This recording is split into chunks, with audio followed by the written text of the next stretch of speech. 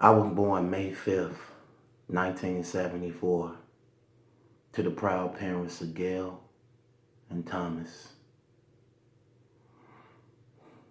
I'm the fifth child out of six. I'm the youngest boy, but I have a young sister. This is my life, pages, chapters of my life that I want to share with y'all. Growing up in the city of Chicago as a child, good times, bad times. I remember as a child the happiness we used to have when Pops was at home, when my father was at home. I think we owned like a candy store, because I remember a table full of candy. And my big sister used to sell the candy. I remember my father being a singer, having his own group. And I remember my mother being a singer too. The house was happy. It was a happy house. When Pops was there, that's what I remember. How my mother and father parted, I do not know. But as we go into these pages, we can put together some pieces. Some things will forever be lost because they no longer here with me today. Now, growing up in Chicago, when I was a child, I discovered my talents. One day my father was practicing with his group, and he had this room. His bedroom was also a room. And I remember he used to say things to us like, "Don't touch none of my music equipment." That meant a lot to him. He had microphones and things. And I used to just sit there and watch him sing, listen to him sing. And one day they left. And that room would always seem like it was calling me. So I went in there one day. I knew I wasn't supposed to have been in there. And I'm just looking like I'm a child in a candy store. I'm like, wow, the mics they was on. And I grabbed the mic. And at this time, y'all, I had to be about 2 or 3 years old. I know I wasn't really that much older than that because I remember when we left. So I know I'm about that age about. And I remember going in there and grabbing that microphone. And I don't know what I was singing. I just was singing.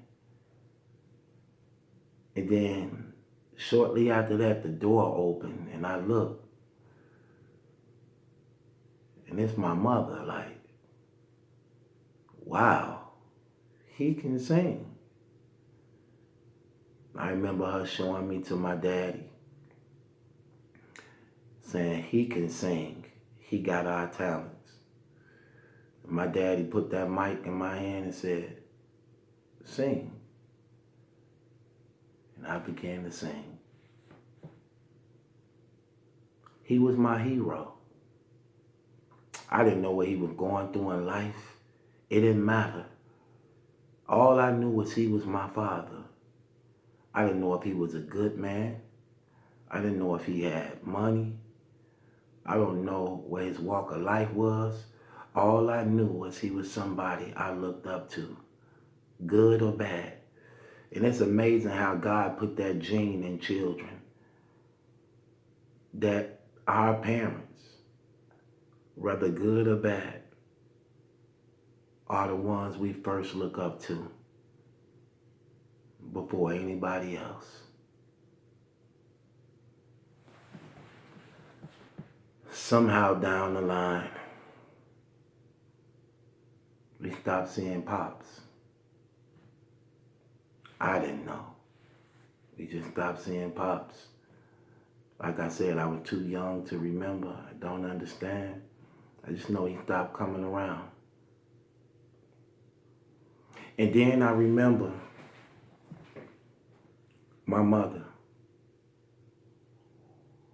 I remember her trying to do what she can to provide for us. My mother was a beautiful woman. She was like one of the most beautiful women in the projects. We lived in the projects of Chicago, Illinois, Stateway Gardens. And where we was living, our neighborhood at that time was ran by this gang called the Dale Vikings. And we had a softball team that everybody just was crazy about. We rallied under. And this softball team was called the Matador Pros. But right directly from us, up the street from us, was Comiskey Park, where the White Sox played. Right directly across the ghetto. My mother was one of the most beautifulest women in that neighborhood. I mean, everybody just loved her. She always got compliments. She had the body, the face, the hair. And everybody would just compliment her. She had a pretty smile. Her teeth was perfect. Like, beautiful woman. She didn't drink. She didn't do drugs. And she could sing like a bird. And it was 6 of us.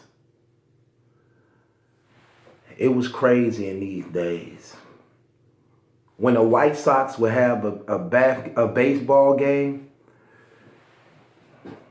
the white people, at this time, look, no white people in the ghettos at all. None, not one. No, I usually have one white person, not one in these days. Everything just black. And directly across the street from the ghetto, 2 blocks away from where we at, is Wrigley's Field, where the White Sox play. So baseball was a big sport. And all these white people would be coming around.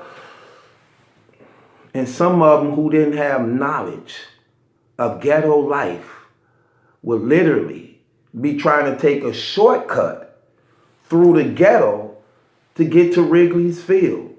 Because it was really parking space, and people, the ghetto was hustling so bad off them white folks, it wasn't funny. They'll be doing things like saying to them, hey, we'll watch your car while you're watching the game because these are bad neighborhoods over here. People are breaking your cars. White people get them, yeah, watch out for my car till I get back. Give them $5, $20 to watch their cars and things. Brothers don't even be watching their cars. They get the 20, breaking their cars and take whatever out of the cars. And the white people who didn't have no knowledge that will walk through the ghetto, project buildings. It was like hyenas on a deer. They would not make it. Literally, I'm not lying to you. Every last one, you couldn't do it. If you walk, brothers would be like, oh, I'm finna get him first. They was immediate hustles. Walk through them places, immediately strong arm rob, pockets ripped off, beat up. I'm talking about crazy.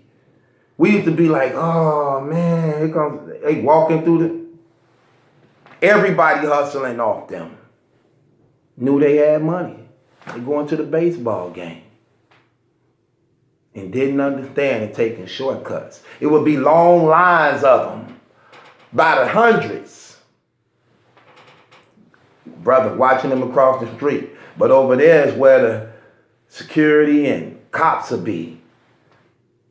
Some people would be trying to come through the horrible. Because no police there. They couldn't police the projects. These projects was filled with so much violence, so much drugs, so much rape.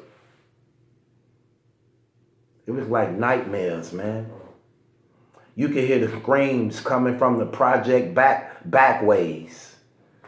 The backways were the most dangerous places in the projects. This where the murdering and raping was taking place. And we was always told, do not go through the backways. All the backways had the lights, no lights in the backways. This where the rats and everything would be. Bodies back there. 2 ways in the project. The front way and the back ways. The gangs and drug dealers and the rapists and murderers stayed in the back ways. And remember, we're in the projects. From the first floor to the 20th floor. Each floor got like 10 apartments on the first floor. So imagine that. Cut in half. And all these places, nothing but blacks. Halloween was some of the worst times.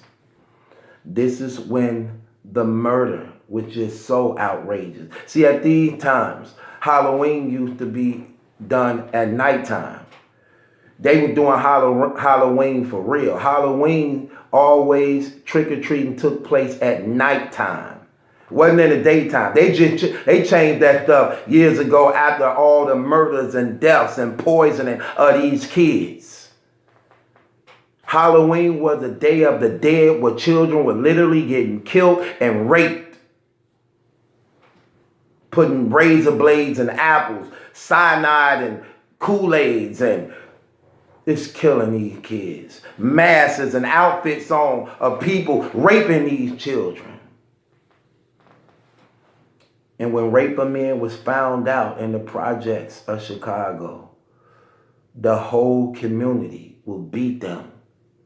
And you'll never hear from them again. They will, wherever they found them, groups and groups and groups of people would just be beating them. They never survived.